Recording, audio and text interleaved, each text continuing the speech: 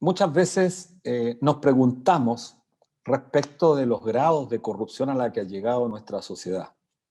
Son tantos los casos que cotidianamente conocemos como actos absolutamente reñidos con la práctica de la ciudadanía, de la gente común, que francamente no terminamos de convencernos respecto de en qué país vivimos, cuál nivel de descomposición atraviesa a la clase dirigente de nuestro país, cuál nivel de corrupción es el que ha carcomido las instituciones tradicionales del Estado. Hace algunos meses atrás, a propósito de un análisis también de la coyuntura, señalábamos que el régimen político chileno se encuentra en una profunda crisis.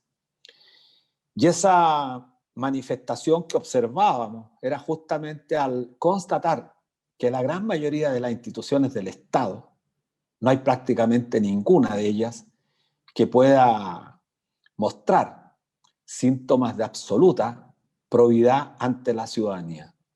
Y lo decíamos con mucha fuerza: la Iglesia Católica, la Iglesia Evangélica, el Poder Judicial, el Poder Legislativo, el Poder Ejecutivo, Carabineros, el Ejército.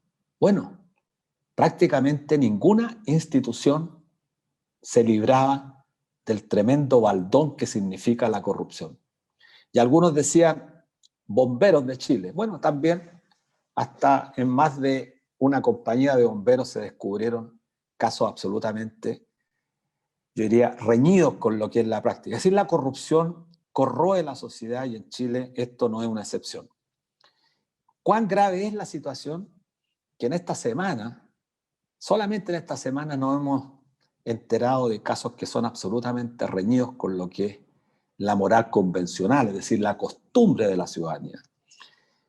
En estos días salió una denuncia del director del CERVEL que señala que la normativa actual permite un gasto promedio autorizado por candidato sobre los 246 millones, pero que en algunos distritos el máximo puede llegar incluso a los 480 millones de pesos.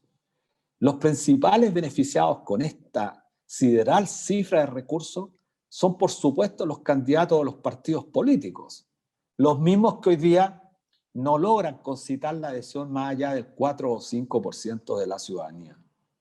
Desde las candidaturas diversas del movimiento social se ha señalado claramente que esto es una burla.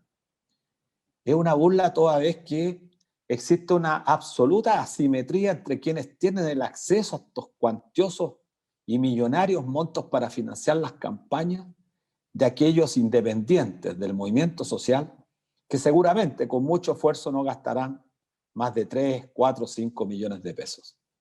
Entonces aquí se necesita con urgencia acotar esto, porque en la medida que se permite esto, se está corrompiendo y yo diría transgrediendo la democracia. Porque imaginémonos que algunos candidatos obtengan mucha votación, finalmente esto se convierte en un negocio. Y cada cierto tiempo veremos candidatos que, lejos de estar interesados en ser electos, lo que buscan, desgraciadamente, es tratar de buscar recursos por la vía de participar en los actos electorales que, sin ninguna duda, con estos montos están corrompiendo.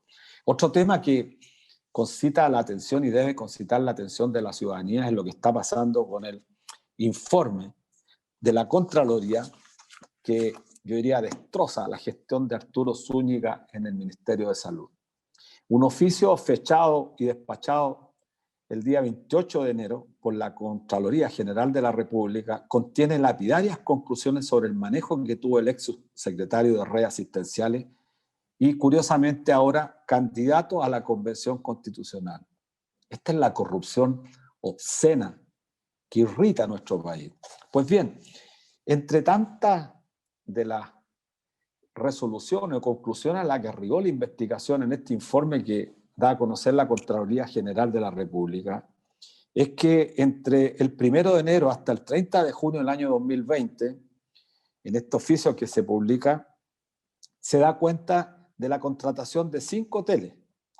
Y en uno de los casos los antecedentes ya fueron remitidos al Ministerio Público, porque aparecen en este listado por ejemplo, 94 huéspedes extranjeros individualizados en el listado se pudo verificar con los datos proporcionados por la Policía de Investigaciones de Chile, que en 56 casos los registros de la institución daban cuenta de que esas personas informadas habían abandonado el país mucho antes del periodo en el cual habría hecho uso de las instalaciones del supuesto, comillas, hotel clínico.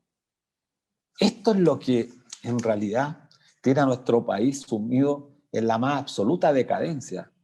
Una sociedad que reclama igualdad, que reclama transparencia, que reclama fin a la impunidad, nos seguimos encontrando con que estas personas, estos individuos que han usado el aparato público para beneficiarse, hoy día más encima, de manera, yo diría, prácticamente provocativa, se pretenden postular para inscribir la Carta Fundamental de nuestro país. Bueno, la ciudadanía debe saberlo. Este señor Arturo Zúñiga, que permaneció bajo el periodo que le correspondió dirigir el MinSal a Mañalich, siempre se mostraba como un tipo sumamente cauto, de bajo perfil.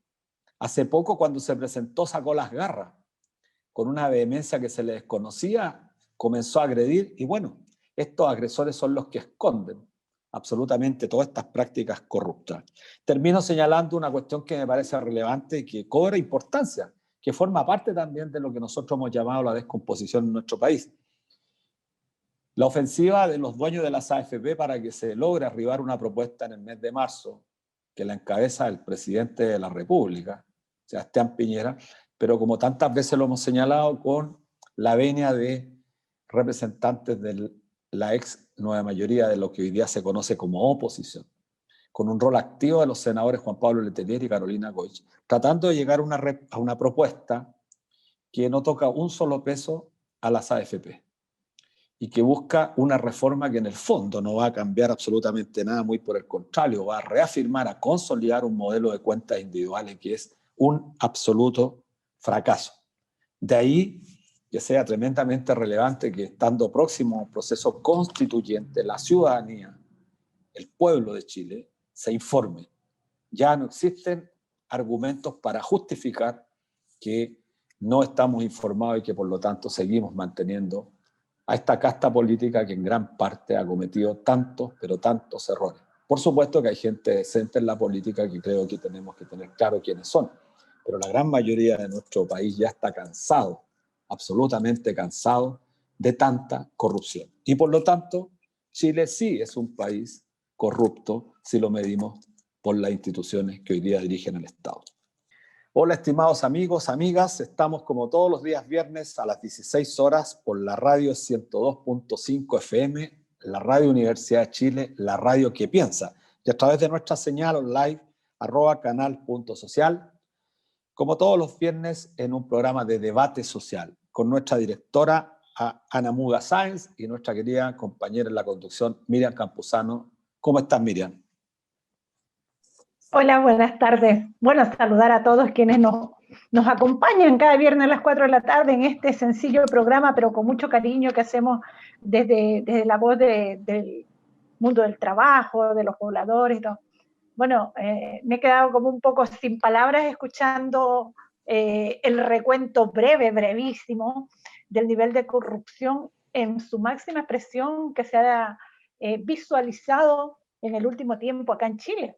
Bueno, el informe de la Contraloría es de verdad muy certero y deja al descubierto muchas malas prácticas que se veían venir, pero que no tenían la contundencia de una demostración como la que ahora hace la Contraloría y que destroza, por supuesto, la gestión del subsecretario Arturo Zúñiga, quien por demás está más focalizado en potenciar su campaña en el Distrito 9 para ser parte de la Convención Constitucional. No sé qué parte no entendió de no queremos mixta, queremos Convención Constitucional, pero bueno.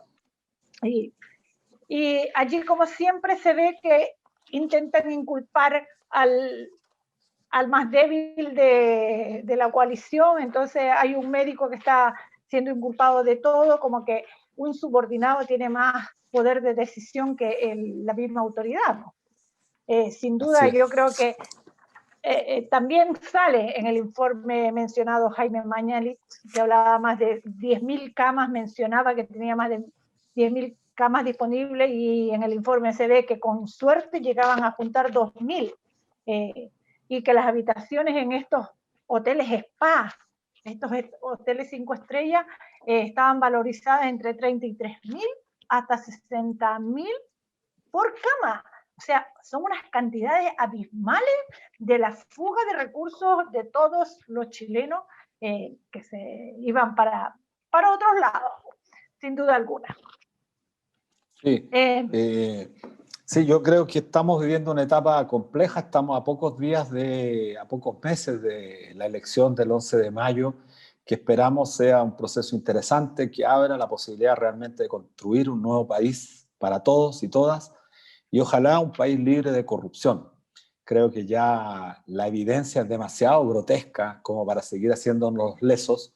Chile es un país muy corrupto y creo que es necesario que demos un giro.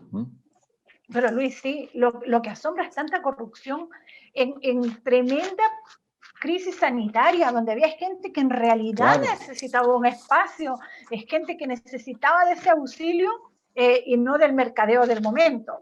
Pero no hay que sorprenderse, Miriam, no hay que sorprenderse, claro, porque en el marco de una crisis sanitaria las residencias sanitarias se hayan usado para otros propósitos.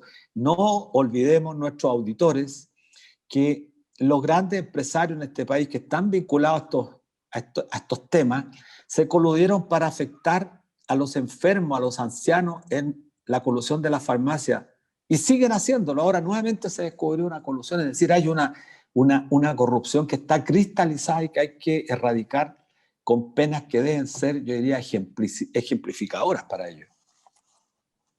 Así es. Bueno, y también hacer un llamado a quienes nos escuchan, que la prensa oficial o la televisión abierta intenta potenciar este grado de violencia y de delincuencia en las encerronas, en los portonazos, en las poblaciones, pero estas macro violaciones de los intereses de todas y todas la ocultan y no la mencionan, cuando esto es lo que debería de hablarse abiertamente en los canales de televisión abierta.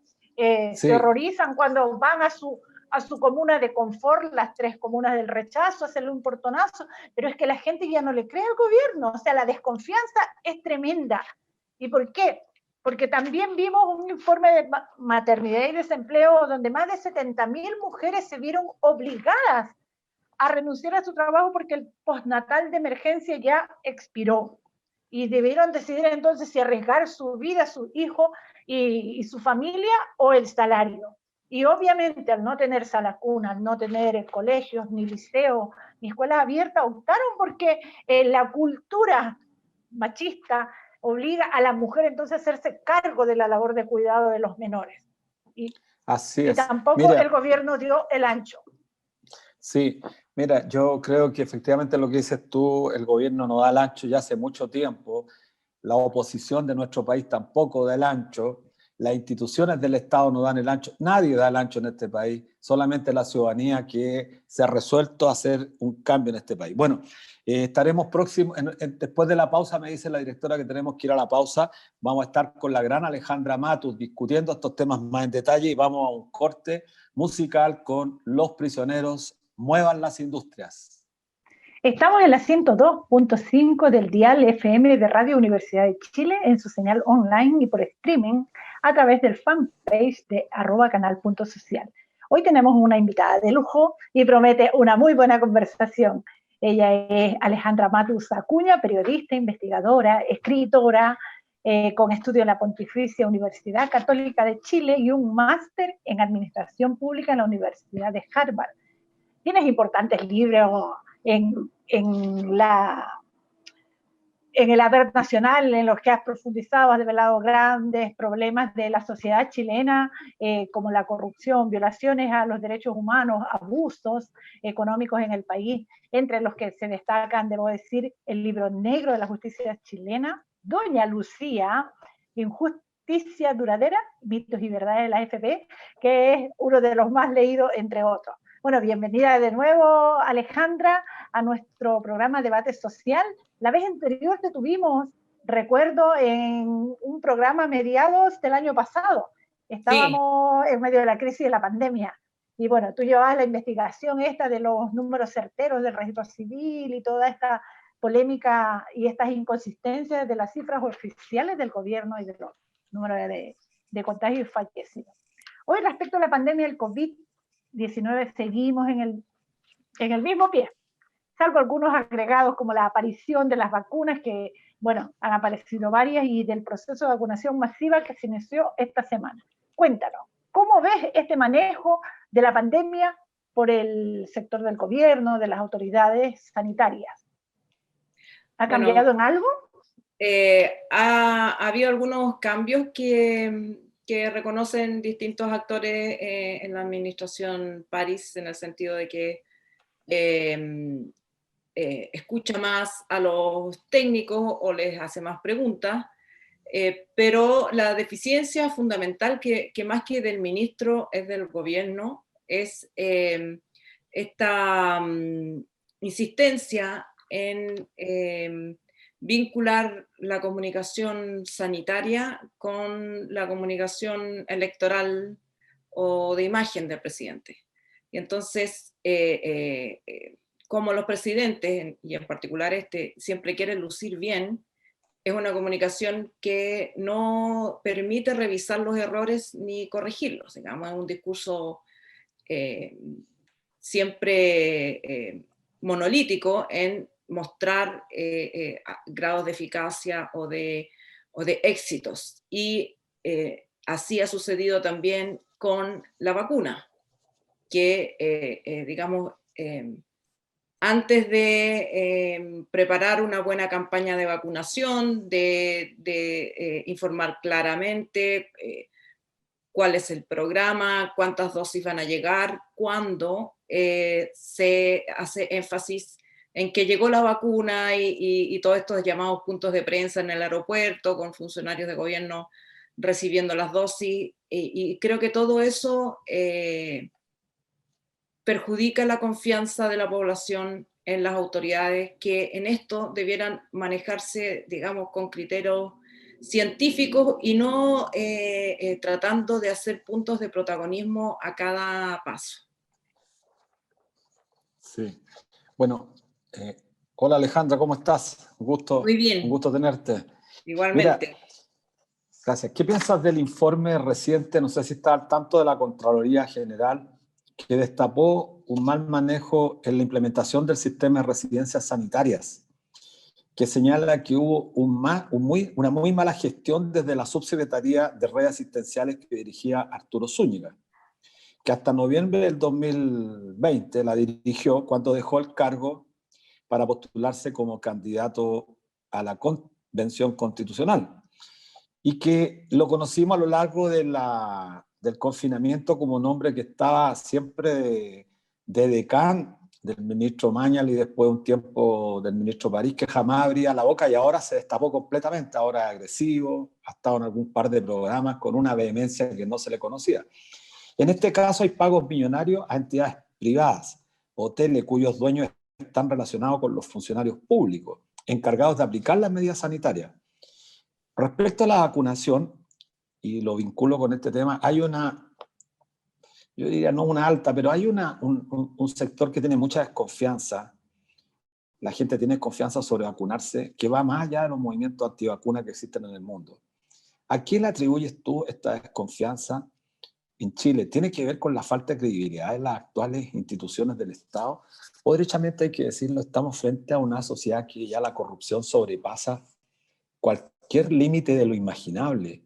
Porque tú, y yo lo puedo decir con algún grado de propiedad, yo pertenezco a un sector del mundo del trabajo donde observamos cada vez que ya prácticamente no quedan instituciones donde tú digas, mira, esta institución no tiene baldones, no tiene actos de corrupción. Están prácticamente todas descompuestas, y lamentablemente aquellas vinculadas al Estado. ¿Cómo lo ves tú esto, Alejandra? Bueno, yo creo que las personas en general no son corruptas porque son malas, digamos.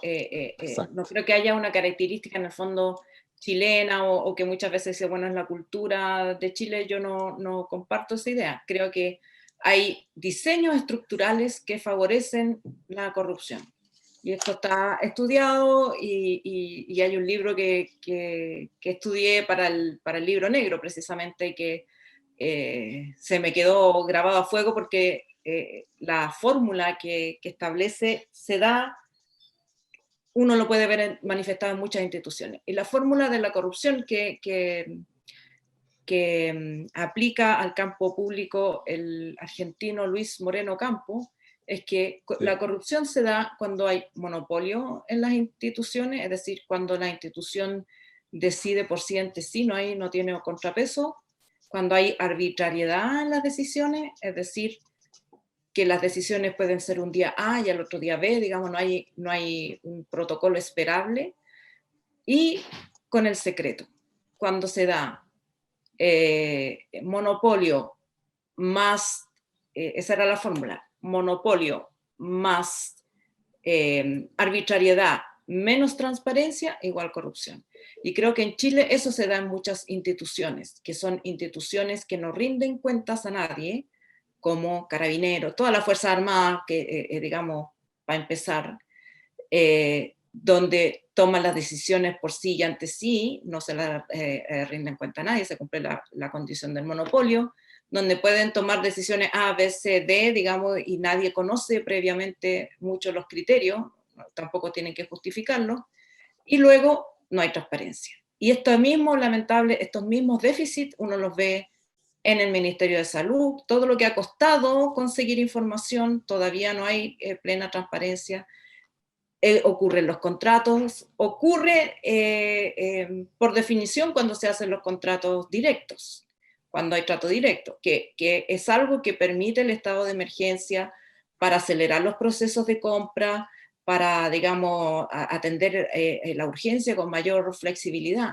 Pero eso no significa que se pueda usar la plata para cualquier cosa y no significa que la plata no haya que rendir cuentas, porque son dineros públicos.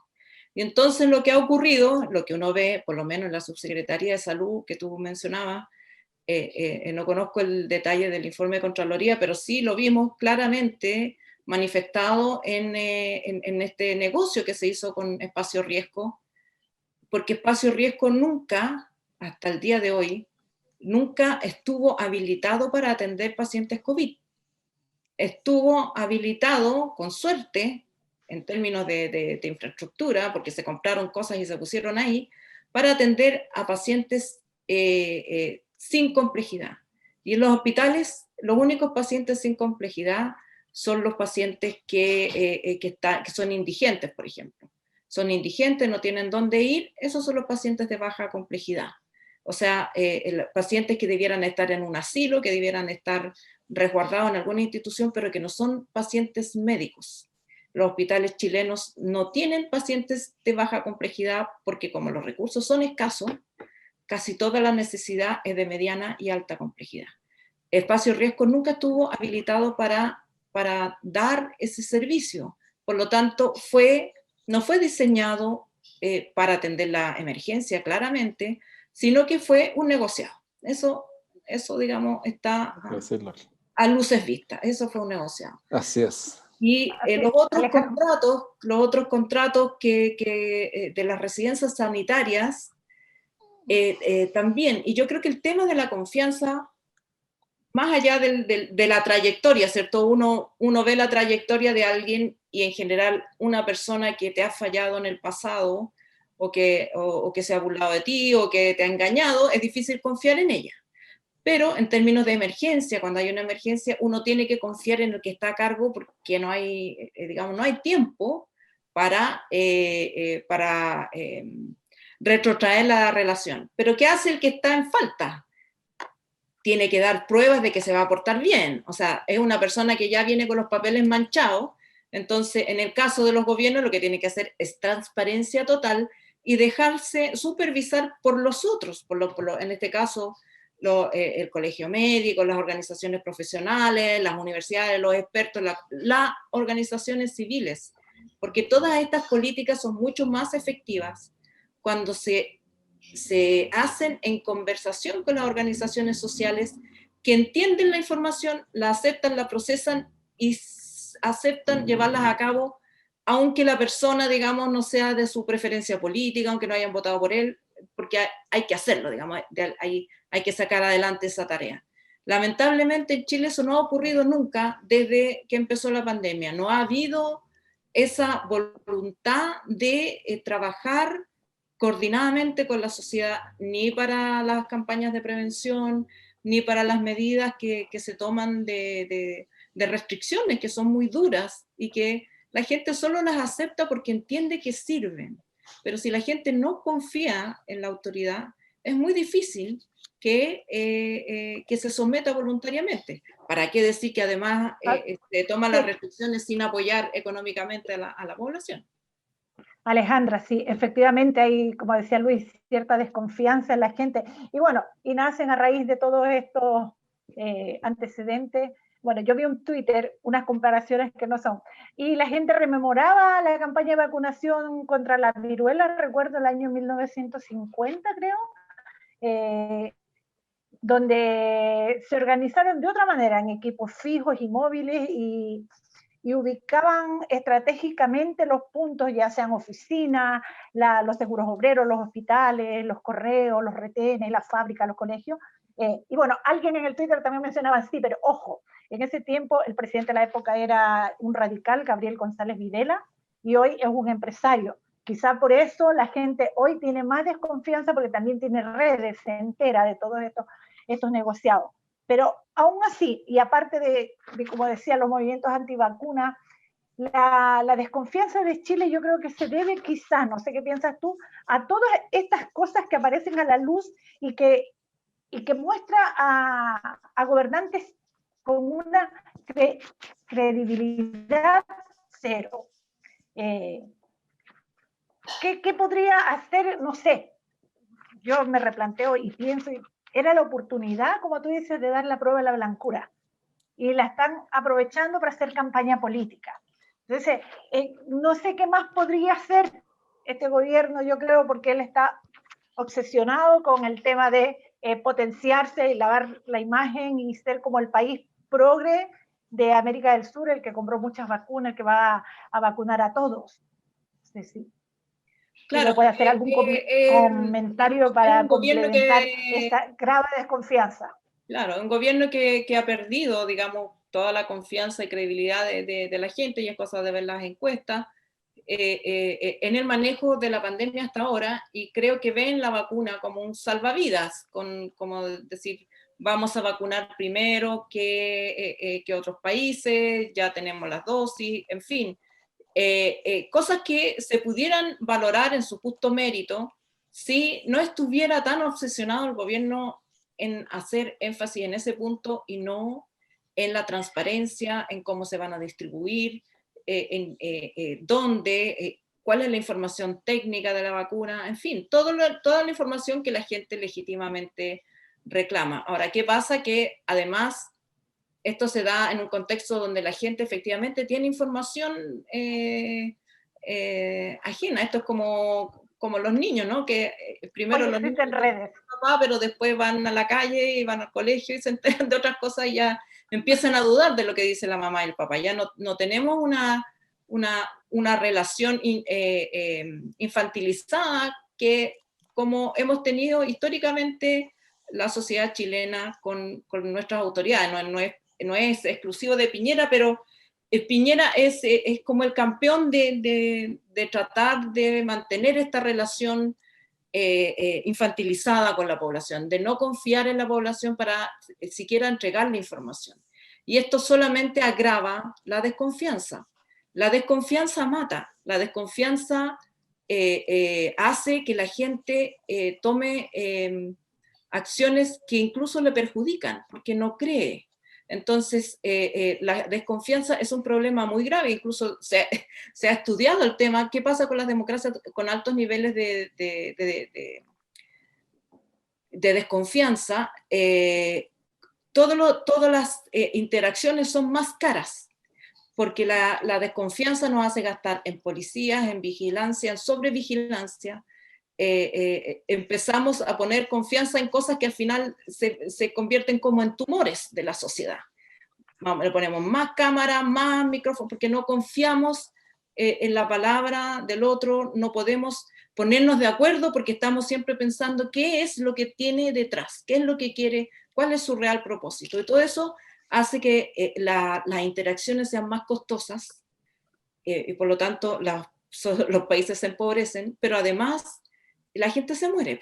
La gente se muere porque desconfía, porque no hace lo que debiera hacer para cuidar su salud, por ejemplo. Yo creo que ese problema es un problema que tenemos como sociedad y que es más profundo que este gobierno, pero con este gobierno como que se ha extremado. Y nunca en Chile uno ha visto rebeldía frente a las vacunas, pero nunca tampoco en el pasado sabíamos las marcas de la vacuna es la vacuna. O sea, en la campaña de vacunación contra X, Chile siempre ha sido un país ejemplar que además, a pesar de toda la precarización, tiene un sistema de salud público que es muy eficiente, que año tras año responde de manera eficiente gobierno tras gobierno en las campañas de vacunación, y en Chile en general no es una sociedad donde hayan estos grupos antivacuna de manera extrema como hay en Francia o como hay aquí en Estados Unidos, donde incluso han reaparecido la viruela, el sarampión, enfermedades que estaban erradicadas por la vacuna, porque hay suficiente gente que no se vacuna, entonces las epidemias empiezan a resurgir. Pero en Chile se está dando esta reticencia por falta de información, por desconfianza en la autoridad, porque la autoridad a la falta de confianza no responde haciéndose más transparente, responde escondiendo la pelota. Entonces la gente legítimamente desconfía. Ahora, yo creo que también hay una responsabilidad de los colectivos sociales de obtener información científica y distribuirla entre la población. O sea, hay que hacerle un contrapeso a la desconfianza que mata. Es decir, si hay suficiente información respecto de la vacuna Sinovac, por ejemplo, hay que distribuirla, y sea que el gobierno la compró, no la compró, hizo negociado, no hizo negociado, cosas que va a haber que investigar igual. Lo importante es que si la vacuna está y está disponible para ti, te la pongas, porque cualquier riesgo que tenga de ponerse la vacuna es inferior al riesgo de morir por COVID, sobre todo en la población vulnerable, que es en Chile casi todas las personas tienen alguna vulnerabilidad, porque o tienes mala salud de base, o eres fumador, o tienes exceso de peso, tienes diabetes. En Chile la prevalencia de la diabetes es enorme, y la mayor cantidad de fallecidos son precisamente diabéticos. Entonces, creo que tenemos que aprender a cuidarnos entre nosotros y también despejar la paja del trigo, discernir lo que haya que discernir para investigar respecto de transparencia en el futuro, pero también ser claros respecto de si la vacuna es conveniente inoculársela o no. Okay. Alejandra, yo quiero cambiar un poco de tema. Has dicho muchas cosas interesantísimas, pero uno de los temas que te referiste es el tema de la desconfianza. Cuando hay desconfianza, la sociedad está muy, muy complicada para enfrentar justamente periodos de crisis como la que estamos viviendo. Y esa desconfianza tiene, yo diría, fundamentos que son visibles a los ojos de cada uno. Claro. Tiene que ver con la desigualdad, yo también creo que es fundamental. Tú decías algo relevante, creo que hay que subrayarlo, la eficacia que ha tenido, la eficiencia con la cual el sector de la salud enfrenta la crisis sanitaria despojado de una cantidad impresionante de recursos, y creo que eso es mérito único y exclusivamente del personal que tiene el sistema público de pensiones. Creo que hay que revelar a ellos a un lugar de preeminencia. Pero yo quiero pasar a un punto que es central. En un periodo de desconfianza hay sujetos, personas, individuos que adquieren una relevancia importante. Y yo creo que tú, particularmente desde el periodismo crítico, estás ubicada en un lugar de mucha preponderancia hoy día. Creo que son muy pocos los personajes que adquieren cierta connotación a partir de mantener una coherencia en su actuar, en su decir, en su profesión.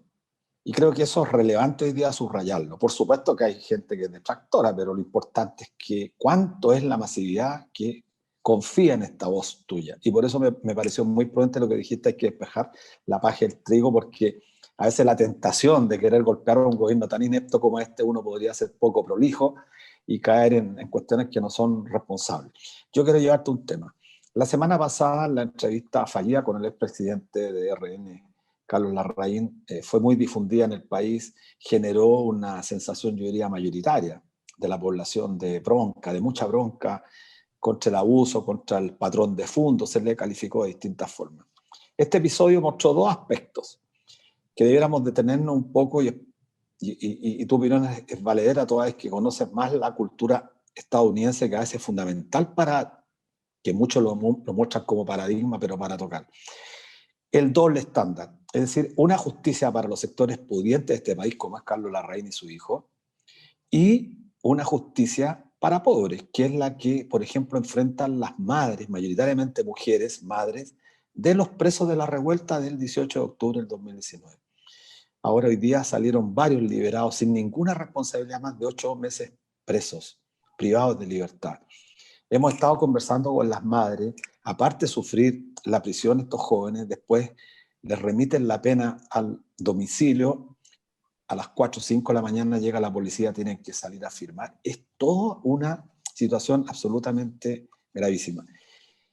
Mi pregunta es la siguiente: ¿qué piensa a más de un año que los presos, todos estos presos de la revuelta, que son el reflejo del estallido social, no logren en este país encontrar una salida, a pesar de que algunos, muy pocos congresistas plantearon una ley de indulto general para poder resolver este problema? Una madre de los presos señaló: esta es una situación política que merece una salida política, no refugiarse solamente en lo jurídico. Desde fuera, ¿cómo ve este fenómeno, Alejandra? Bueno, también lo veo con la misma alarma que tú señalas, digamos, esta realidad, este sesgo clasista que tiene la justicia chilena y que es histórico también, pero que no se fue con la reforma procesal penal. Es cierto que la justicia mejoró mucho con la aparición del Ministerio Público a la justicia que había antes, digamos, pero no hay punto de comparación.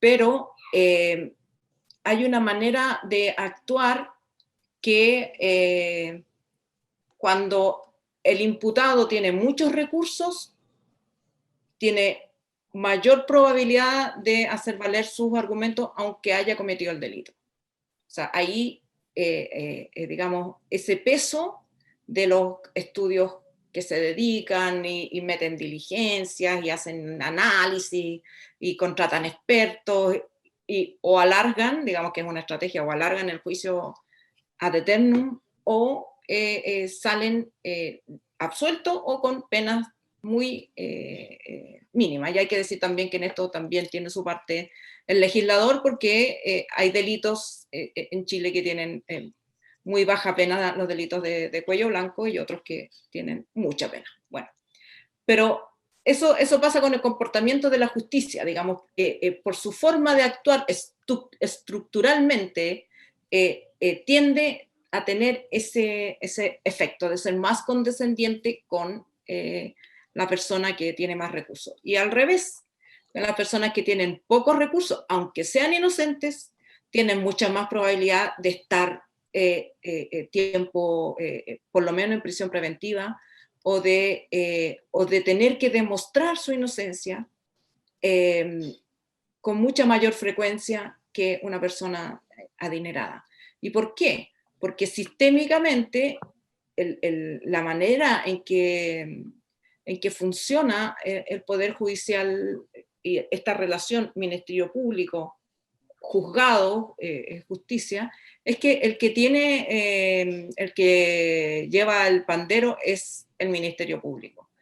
Hay una Defensoría Penal Pública, pero que tiene muchas menos atribuciones y recursos que la Fiscalía. Por lo tanto, los fiscales, que son la parte acusadora en un juicio, son los que llevan el pandero. El juez de garantía podrá darse cuenta de que a lo mejor no tiene mérito una prisión preventiva, pero en general la práctica es que los jueces de garantía hacen lo que les piden los fiscales. Y los fiscales no son inmunes a las presiones ni al estado ambiente, sobre todo de las autoridades.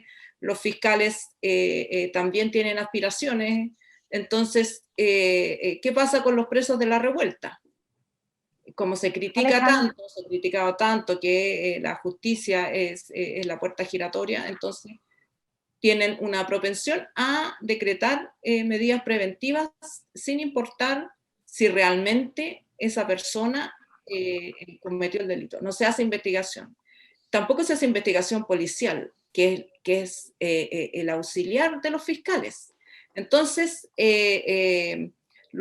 se hace todo con un parte de carabineros, que obviamente también lleva un incentivo, tiene que demostrar que la detención se ajustó a derecho. No va a decir, no, lo detuvimos violando los derechos porque no correspondía detenerlo. O sea, van a levantar un parte, y como son jueces de paz, jueces de fe, ministros de fe, lo que diga el carabinero lo cree el fiscal, lo que cree el fiscal lo cree el tribunal, y entonces se dictan estas prisiones preventivas. No significa esto que ninguno de esos muchachos haya cometido el delito que se le atribuye. Significa que hay mucha probabilidad de que no lo haya cometido esa persona en particular. Alejandra, exactamente. Sí. O sea, ninguno de estos chiquillos, ninguno de los detenidos y detenidas ha causado la muerte de otra persona. Entonces, cuando aparecen estas corporaciones Larraín, cuando aparecen los argandoñas con el niñito que ya está fuera del país vacacionando, la gente se indigna con absoluta certeza. ¿Existe la igualdad ante la ley que tanto se pregona? No existe, porque además ese es otro de que, ya, primero, ¿se cometieron los delitos o no se cometieron? Es una pregunta que queda en las sombras porque, vuelvo a decir, es poco prolijo el trabajo judicial. Y en cualquier sistema judicial, tú mencionabas el americano, aunque la persona sea culpable, si hubo un trabajo policial pobre, no se fijó bien en el sitio del suceso, las pruebas no son, digamos, precisas, esa persona queda libre porque de eso se trata el sistema judicial. Las personas son inocentes hasta que se demuestre lo contrario. Entonces, tú no puedes decir, no, que él iba pasando ahí, justo se prendió. No, eso no es prueba. Prueba tiene que vincular a esa persona en particular con ese delito específico, y tiene que haber una prueba contundente que vincule las dos cosas. No solo la palabra de un carabinero. Entonces, sobre todo que además hemos sido testigos ya con suficiente frecuencia de todos los montajes que se han hecho. Entonces, el estándar es muy bajo para acusar a las personas, y sobre todo es bajo para acusar a las personas sin poder, porque si tú le aplicas ese mismo estándar a una persona del barrio alto que a la Tole Tole, entonces es un estándar bajo para los sospechosos de siempre. Y las personas, y luego está la gravedad de los delitos. Supongamos que ya se le atribuye desórdenes públicos o destrozos de propiedad privada. Esos no son delitos que tengan penas que ameriten prisión preventiva más de 1 año. Probablemente la pena va a ser inferior al tiempo que ya llevan presos. Entonces, ese es otro problema, que es una deficiencia sistémica del Poder Judicial.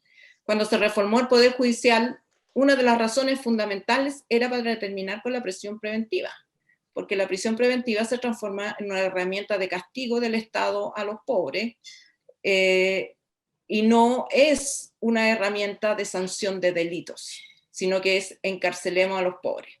Y por supuesto que ya ¿qué relación vas a tener tú con el Estado si a los 17 años te pegaron, a los 18 te metieron preso, después que saliste preso, como tienen los papeles manchados, cada vez que hay un delito de ese tipo te van a buscar a ti, te vuelven a acusar, entras en una rueda de la que ya no puedes salir.